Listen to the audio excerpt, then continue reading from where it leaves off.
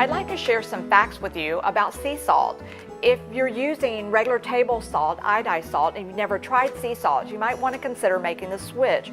Let me explain a few points about them that is helpful. We use sea salt exclusively in the SoGourmet Teaching Kitchen. The reason that I like sea salt is the granules are larger and you can really feel them in your hand, and when you're seasoning your food, you can have a better gauge of how much you're adding or not.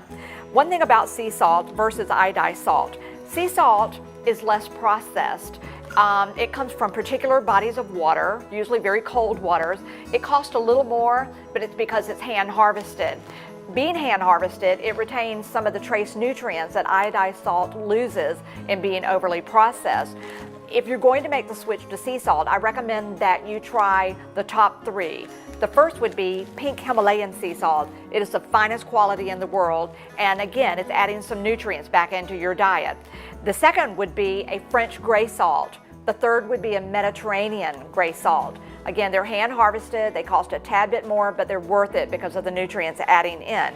Now, having said that, the one thing that sea salt doesn't contain is iodine. However, we've just gotten a new sea salt in that does in fact have iodine to it.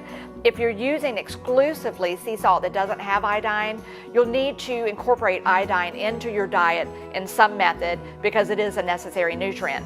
So having said that, make the switch to sea salt. You'll love the flavor and you'll like the fact that you're adding some nutrients back into your food.